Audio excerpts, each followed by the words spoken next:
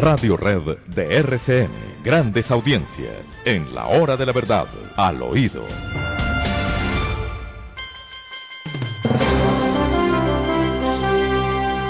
Bueno, queridos amigos, porque el tiempo corre, nos encontramos en sazón de tener que escoger unas personas que tienen una tarea muy especial. No decimos que escoger unas personas especiales porque varios de esos cargos han sido desempeñados lamentablemente por personas que de especial no tenían nada, que eran personas vulgares y retardadas y corruptas. Esa es la realidad. Nuestro desafío, conseguir las mejores, elevar el nivel general, la tesitura general de la sociedad colombiana a través de elecciones tan importantes como las que vienen. El Procurador General de la Nación y el Defensor del Pueblo. También aprovechemos para decir, la Defensoría del Pueblo, ¿para qué demonios existe? Eso es una gran pregunta, porque es que en este país de instituciones y demás instituciones pues tenemos Procuraduría, tenemos Defensoría del Pueblo. Pero es que con una figura muy extraña, ¿no? Con la Procuraduría bastaba para hacer todo lo que hace la Defensoría del Pueblo, pero resolvimos inventarnos una nueva institución, el Defensor del Pueblo, y entonces el Procurador, como representante de la sociedad, ¿qué es? Sino un Defensor del Pueblo. Tenemos 2 defensores del pueblo. ¿Cuánto cuesta la Defensoría del Pueblo? Un infierno de plata. ¿Qué hace que no pudiera hacer la Procuraduría? Nada. Pero bueno, ahí existe el Defensor del Pueblo y sale en la prensa y da declaraciones y lanza alarmas y se hace notar de alguna manera, no siendo ninguna su tarea. Ninguna que no pudiera desempeñar una buena Procuraduría, una Procuraduría eficiente. Pero bueno, hay que elegirlo, y hay que elegirlo porque lo manda la Constitución. ¿Qué le hacemos pues? ¿Quiénes son los candidatos a Procurador, a Defensor del Pueblo y a reemplazar tal vez al mejor de los magistrados que tenemos en la Corte Constitucional, a Luis Guillermo Guerrero? Ojalá consigamos uno como él o mejor que él, pero cuidado con una involución y cuidado con dar otro retroceso en el proceso de selección de magistrados de la Corte Constitucional a lo que nos acostumbró Juan Manuel Santos. Juan Manuel Santos fue el que abogó en contra de la corriente para llevarnos a estadios que creíamos definitivamente superados. Pero bueno, candidatos a la Procuraduría, candidatos a la Defensoría del Pueblo, candidatos a reemplazar al magistrado Luis Guillermo Guerrero. Si les parece, entonces, les voy a comentar a ustedes muy al oído quiénes son los que están en el sonajero para ser defensores del pueblo en Colombia. Defensoría que dependerá obviamente del voto de los representantes a la Cámara, que son los encargados de votar por el defensor, del nuevo defensor que empezará a ejercer el próximo año. Pero además, Defensoría que también sale de una terna que presenta el presidente de la República, y esto es un tema netamente político. Este es el país de las ternas, ¿no? Esto es el país de las ternas. Aquí de terna y entonces tenemos en nuestras manos la terna que estarían pensando en Palacio de Nariño para reemplazar al doctor Carlos Negrete, quien es en el momento el defensor del pueblo en Colombia. ¿Quiénes son los que están en el sonajero? Pues la primera de ellas más bien, es Nancy Patricia Gutiérrez, la exministra del Interior y hoy alta consejera del gobierno del presidente Duque. Bueno, ¿quién más? Bien, increíble, ese es una postulación que me parece bastante exótica. ¿Quién más?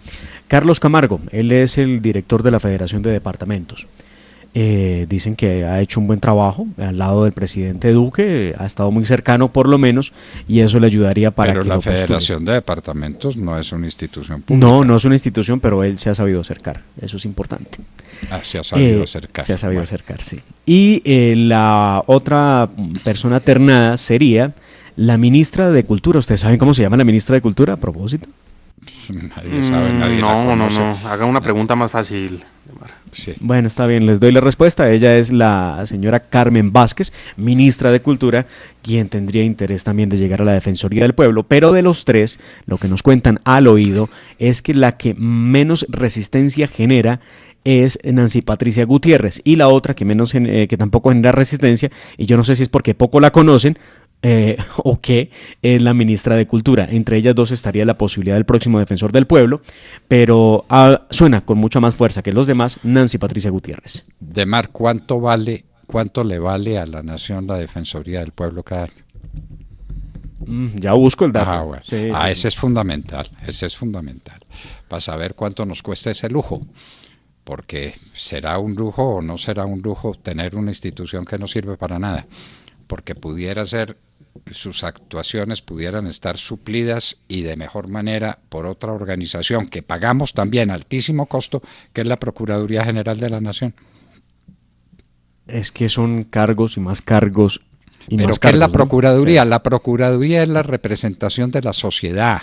La Procuraduría no es parte del gobierno, no es parte del Estado, tiene independencia. La Procuraduría tiene unas funciones fundamentales que se resumen en lo que decíamos cuando enseñábamos y aprendíamos Derecho Constitucional en Colombia, es el representante de la sociedad. ¿Qué es el defensor del pueblo? Otro representante de la sociedad, otro embeleco de la Constitución del 91, nada barato. Nada barato. ¿Para qué sirve el defensor del pueblo? Estrictamente, para nada. Que es para denunciar las irregularidades que se cometen contra el pueblo. Pues que las denuncie el procurador. Y para eso está.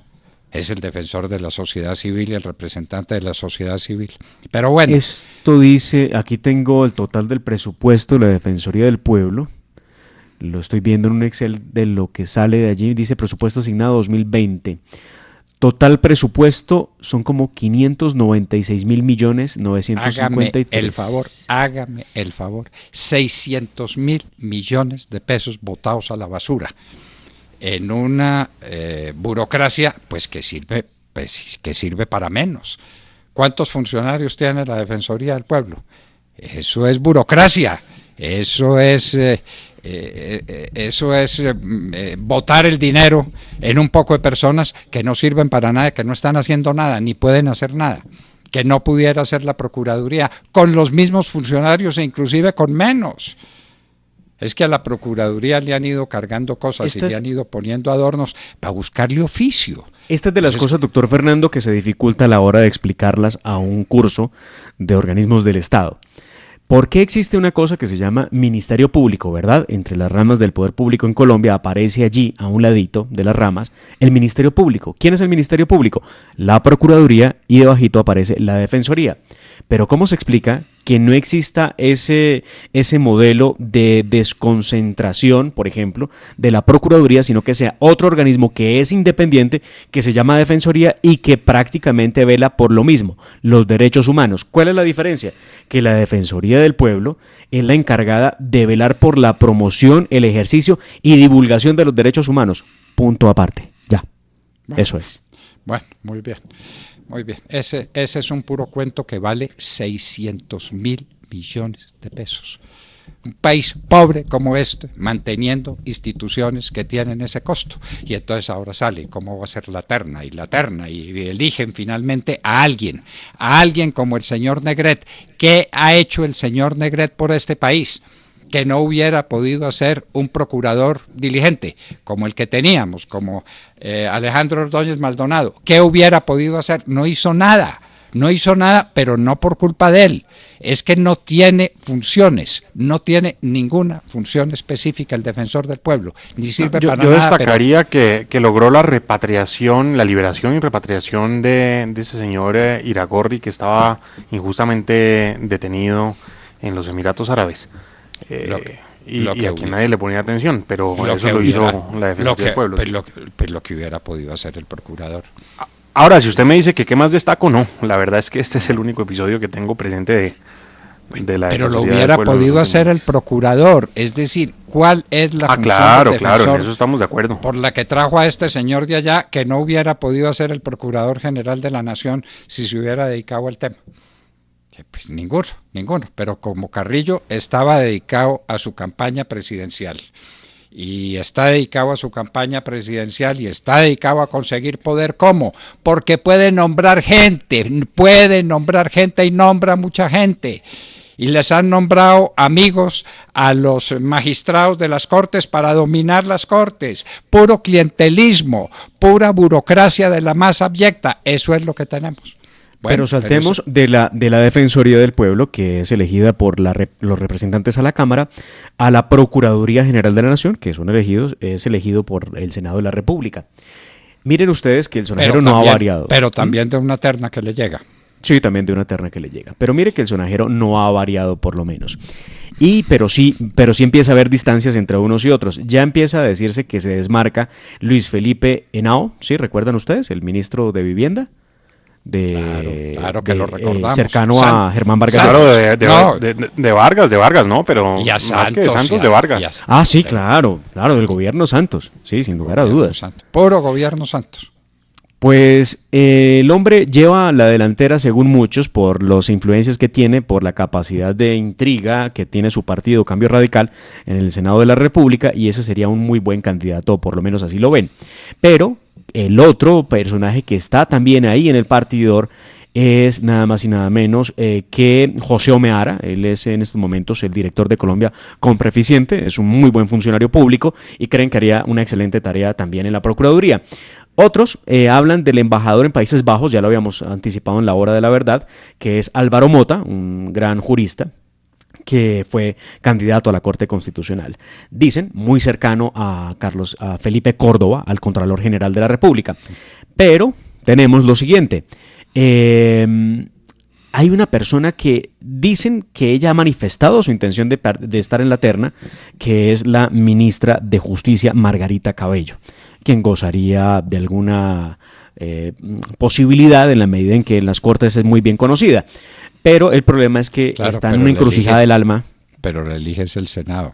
Claro, pero tiene, o sea, no genera resistencias, es lo que pretende. No genera resistencias. Aquí eligen a la gente no por lo que es, sino por lo que no es. Porque como no es nada, entonces no genera resistencias. Ave María. Bueno, entonces el problema estamos hechos. Tiene una encrucijada en el alma el gobierno porque ella vamos a ver con qué salen, doctor Fernando, Sergio, ella es la persona encargada, nada más y nada menos que por fin darle vida a la reforma a la justicia que consiste en 15 artículos de los cuales ninguno realmente ayuda a nada a la celeridad en la justicia en Colombia. Y esos son los tres candidatos que más suenan. El otro es Enrique Gil Botero. Hágame el contratista. Ahí siguen con el tema del nombre de él. Algunos han dicho que él ha pedido que no se hable de su nombre para el cargo, porque hay muchos que se cuiden y dicen, ojo, entre ustedes más me pongan a sonar, menos posibilidades tengo. Por eso, y más se acuerdan de que soy el contratista de la Fiscalía General de la Nación, que celebró un contrato abyecto por 800 millones de pesos para no hacer nada. Eso no es un robo. A ver, eso no es robar a la nación. Bueno, yo lo llamo así. Disponer de 800 millones de pesos de la nación para que un señor no haga nada, eso es robarse la plata. Entonces, ese es el trabajo de Enrique Gil Botero, eso fue lo que lo distinguió en la vida. Demar, yo le quiero hacer un paréntesis acá, para tratarle un tema. ¿Qué hace entre sus funciones esenciales el Procurador General de la Nación? Sancionar a los funcionarios públicos que han incumplido sus deberes, ¿no es cierto? Sí, bueno, señor. Eso es lo que se llama, eso es lo que se llama el derecho penal administrativo. Eso tiene tratadistas de la mayor importancia. Eso ha estado discutido por la academia en muchos años, la diferencia entre el delito y la contravención, y de la contravención de este tipo, de este estilo. Eso es parte de una ciencia jurídica importantísima, donde hay tratadistas de primer orden. Usted me dice, ¿alguno de estos candidatos sabe qué es el derecho penal administrativo? Y pues se la hilo más cortica. Si le pregunta a Carrillo cuál es el derecho penal administrativo y cuáles son los grandes tratadistas del derecho penal administrativo en América y en Colombia y en Europa, pues no tienen ni idea. No tienen ni idea. Es que la respuesta usted nos la dio hace un momento. No se trata de qué tanto sabe, qué capacidades tiene, sino de qué intrigas o qué resistencias no genera. Bueno, exactamente. Ese es el problema. Y entonces, ¿cómo puede ser elegido?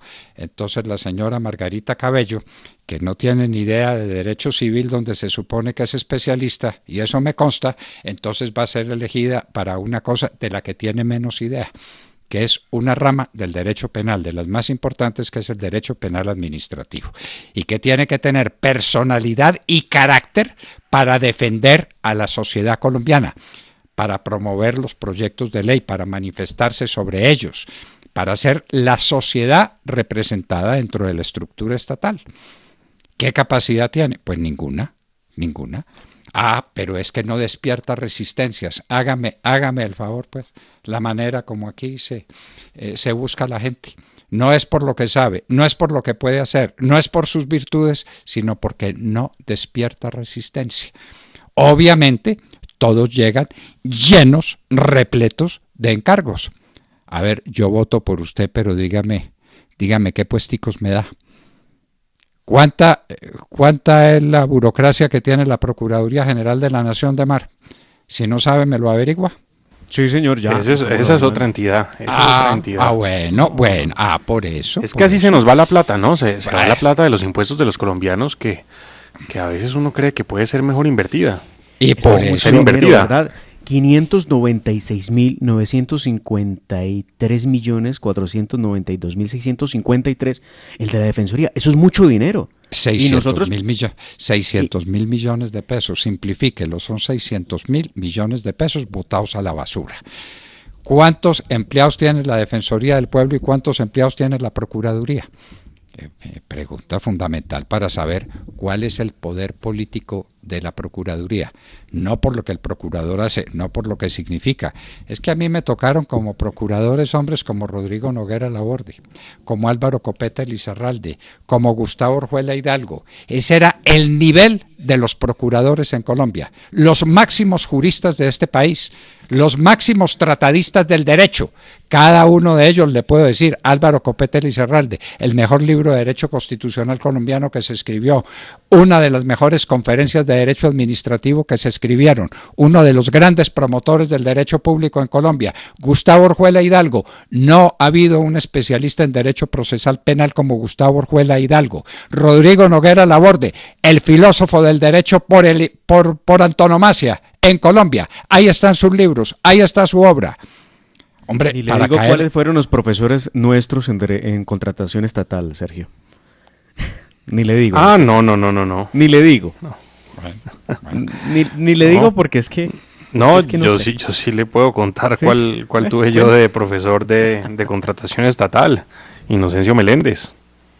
Quien resultó que conocían la mecánica, y entonces se presenta el pliego de condiciones en tal fecha y entonces hay que meterla en una urna que se cierra no sé cómo. ¿Y dónde está la teoría?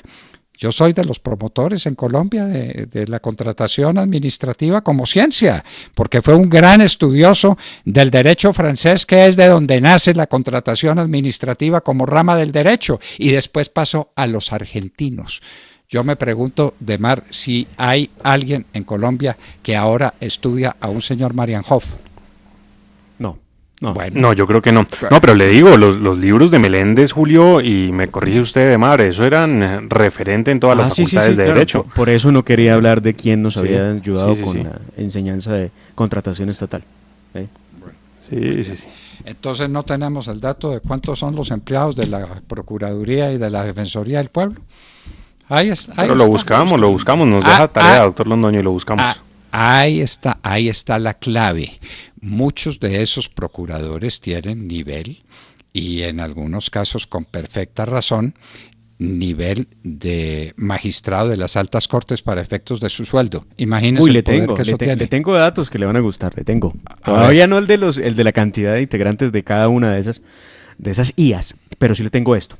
Presupuesto para el 2020, Contraloría General de la República, una de las tantas, 575.900 millones de pesos. ¿Cómo? ¿Más la Defensoría del Pueblo que la Contraloría? Wow. Sí, claro, la Contraloría son 600.000 millones, esto es un poquito menos. Procuraduría... Me sorprende. Procuraduría General de la Nación, 762.400 millones de pesos. Sabrosita la tajada. Entonces, caramba, bueno, pero mire cuál es el presupuesto de la Fiscalía. Estamos hablando de la Fiscalía, sí bueno. tengo el dato, 23.000 bueno. funcionarios. De la Fiscalía sí tengo el dato, 23.000 funcionarios. 23.000 funcionarios. ¿Cuánto cuesta la operación de la Fiscalía en promedio? 3.68 billones de pesos al año. 3.68 son 3.068 o 3.680.000. Debe ser 3.680.000.000.000, sí. ¿Cómo le parece? 3.680.000.000.000. ¿Cómo le parece? Bueno, dice toda la instrucción criminal en Colombia.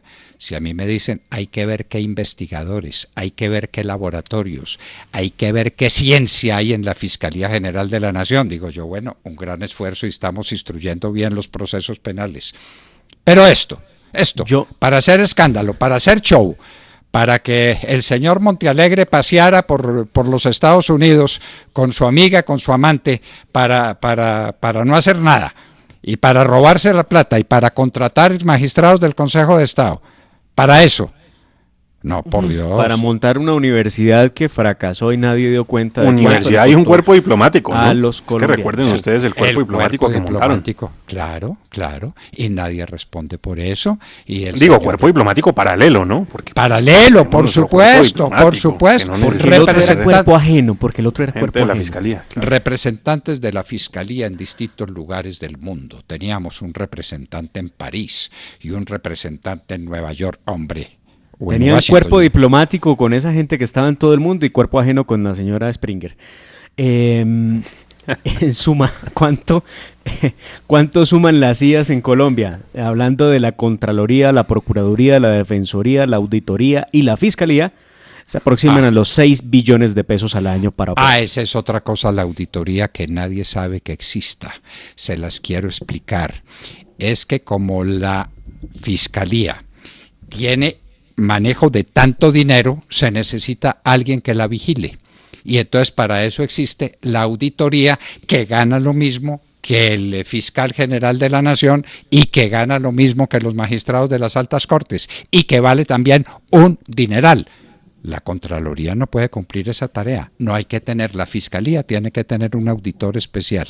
Y ese auditor especial, ese es otro cargo. Averigüe también cuál es el presupuesto de la auditoría. Le tengo el presupuesto de la auditoría. La auditoría cuesta 36.933 millones de pesos al año. ¿Cómo le parece? ¿Y quién la vigila?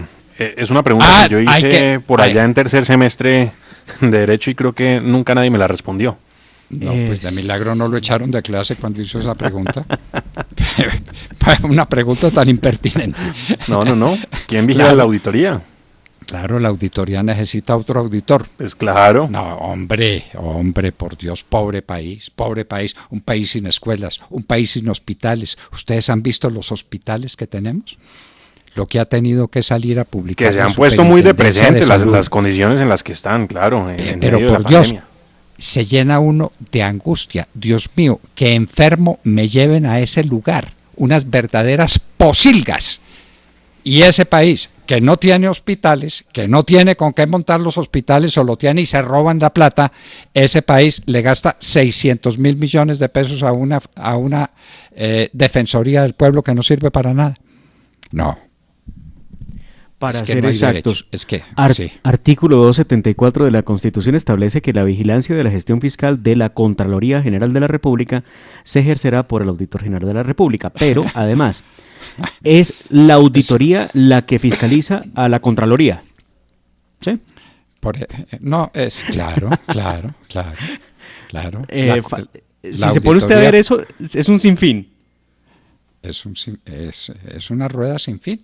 La burocracia en Colombia, pues es que tenemos más de 1 millón de burócratas. Entonces por eso hay que poner unos impuestos gigantescos y por eso el endeudamiento de la nación y por eso tenemos un endeudamiento que no tenemos con qué pagar y al que nadie le para bolas, ¿no? Lo dice el ministro Carrasquilla, vamos a terminar con un endeudamiento del 60% del PIB. A nadie ni le va ni le viene.